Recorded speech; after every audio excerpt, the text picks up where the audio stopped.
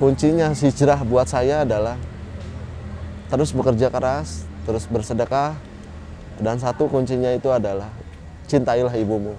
Karena Rasulullah pernah bersabda, bisa dibilang ibumu, ibumu, dan ibumu. Betul sekali.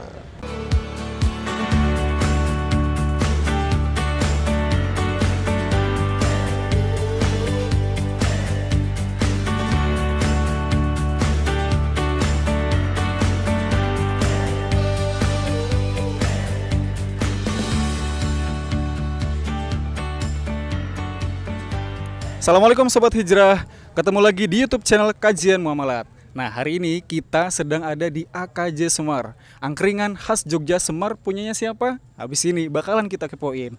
Nah, sebelum kita lanjut, jangan lupa ya untuk kamu yang ada di sana, like, subscribe, dan juga share video yang ada di Kajian Muamalat.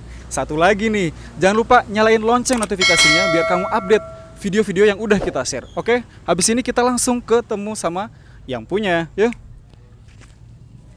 Assalamualaikum Mas Tio. Waalaikumsalam warahmatullahi wabarakatuh. Alhamdulillah sehat walafiat. Ini kita sekarang lagi di tempat usahanya Mas Tio, namanya AKJ Semar. Betul, Mas. Oke, AKJ itu panjangannya apa, Mas? AKJ itu kepanjangan dari angkringan khas Jogja Semar. Karena angkringan dari Jogja ya. Oke, Mas Tio, sebenarnya apa yang menginspirasi Mas Tio bikin angkringan AKJ ini? Jadi dari kopnya bisnis itu sebetulnya ketika kita punya inspirasi ataupun ingin memulai usaha itu harusnya yang berbeda, Mas. Ketika kita ingin memulai bisnis itu harus yang punya karakter, yang punya nilai jual yang berbeda daripada tempat yang lain. Ini salah satunya saya tunjuk adalah AKJ Semar ini, yang merupakan sebuah pelopor angkringan pertama dan hits banget di Bogor sendiri itu sendiri, itu Mas. Ya karena memang kalau angkringan identiknya dengan di Jogja, ya. Dan itu dari Jawa terus ditaruh di Jogja, di Bogor. Di Sunda, di Bogor. Ya, maka itu menjadi sebuah daya tarik untuk customer, untuk dalam halnya bisa antusias yang cukup besar di angkringan Semar ini, Mas. Oke, Mas, di depan kita ini udah ada beberapa makanan khas dari AKJ. Boleh tahu, Mas, salah satunya yang paling banyak dipesan itu yang mana? Ya, kalau paling banyak dipesan itu adalah seperti ini, kulit. Ini yang paling best seller, terus aneka tusukan yang lain, usus, ati ampela, ceker. Terus kalau dari sisi variatif nasi kita nasi ada kucing ya? Nasi kucing sama nasi bakar, Mas. Oke, kalau untuk minumannya, Mas, apa nih yang paling hits? Kalau di sini kita memang membuat karakter semua jenis minuman. Ini teh namanya teh Semar memang. Oh, teh Semar. Ini hasil inovatif dari saya. Inovasinya. Yang membedakan apa, Mas? Ini ada sebuah karakter ataupun nilai jual yang beda di sini.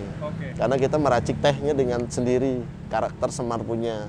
Yang kedua ini ada wedang ungu, yang ketiga itu kopi jos, yang keempat itu ada jahe susu. Ini ada di Malioboro, saya pernah nyoba dan emang enak. Enak banget gitu. Semoga nanti saya berkesempatan ngicipin habis ini. Oke, harus, Mas. Oke. Mas, kalau ngobrol mengenai impian, mimpi, ini kan usaha udah jalan, ya kan? Kalau halang rintang pasti ada. Betul. Impian apa lagi yang pengen Mas capai mungkin dalam waktu dekat atau mungkin ke depan? Impian yang untuk saat ini yang sudah cukup tercapai, alhamdulillah sudah cukup banyak. Titipan dari Allah, kondisional memang banyak dititipkan untuk saya. Yang memang belum saya bisa maksimalkan saat ini memang adalah bagaimana caranya kita untuk bermanfaat untuk orang banyak dengan cara hal-hal yang positif, dengan cara kita dengan hal yang inovatif, mengembangkan jenis usaha untuk dalam halnya bisa bermanfaat untuk orang banyak. Itu sih sebetulnya mimpi yang dalam halnya belum tercapai realisasi secara keadaan saat ini, keadaan yang memang susah. Kita masih bisa cukup luar biasa di tengah kesulitan pandemi saat ini, Mas. Betul. Oke, Mas, kalau jumlah karyawan kira-kira di total ada berapa nih, Mas? Kalau jumlah karyawan sebetulnya saat ini ya kurang lebih memang saya berprinsip atau berpedoman tidak ingin karyawan ataupun kru Semar ini menghilang di bagian Semar ini. Jadi untuk total karyawan sendiri di operasional kurang lebih 60, dan di ruang produksi itu banyaknya ibu-ibu janda. Kalau Mas minat itu ada banyak yang kosong, itu sekitar 40 ibu-ibu karyawan. 40 janda semua. Janda semua banyaknya. Masnya baik banget nih memberdayakan para janda. Ya, betul. Oke. Tapi ya mulia sekali ya, Mas. Nah, kaitannya sama itu nih. Ada yang bilang the power of sedekah gitu. Jadi sedekah itu salah satu bagian atau cara untuk menjemput rezeki. Kalau sedekah sendiri bagi Mas Tio gimana?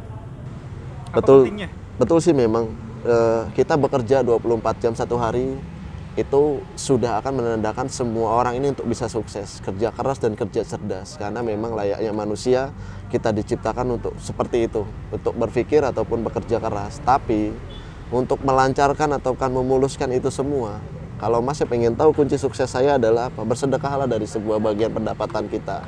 Itu akan menandakan sebuah kelancaran yang mulus ataupun secara keberkahan yang cukup luar biasa. Itu Mas.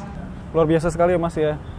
Ada rencana apa mungkin Mas yang kaitannya dengan kayak karyawannya Mas mungkin atau apa gitu? Ya jadi memang saya dengan pencapaian ataupun titipan yang diberikan sama saya akan membuat banyak program ke depannya perihal satu, saya pribadi sama keluarga sama karyawan akan mendaftarkan ke Bank Muamalat untuk dalam halnya menjadi customer. Kita akan merutinkan karyawan ataupun kru ini per tahun kita berangkat per 5 orang untuk daftar haji, itu prioritas untuk saya dulu bersama keluarga. Itu sih Mas ke depannya. Keren, Mas. Ya.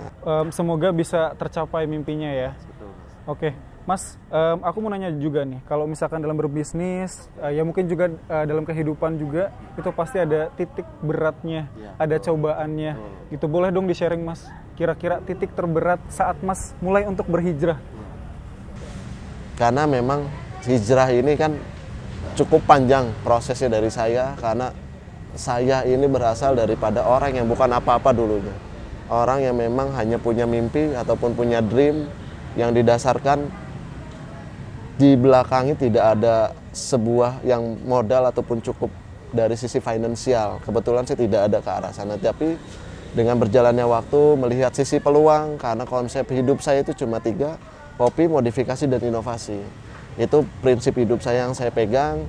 Melihat sebuah potensinya di angkringan Semar ini cukup besar, saya mencoba fight itu dulu Mas, di zaman saya memang masih dulu bekerja. Jadi ketika saya dulu bekerja, melihat peluang ini saya ambil dengan resikonya memang cukup banyak. Di bisnis ini saya sudah cukup berdarah-darah, sudah cukup jatuhnya cukup banyak banget. Pengalaman itu yang mengajarkan saya untuk banyak hal.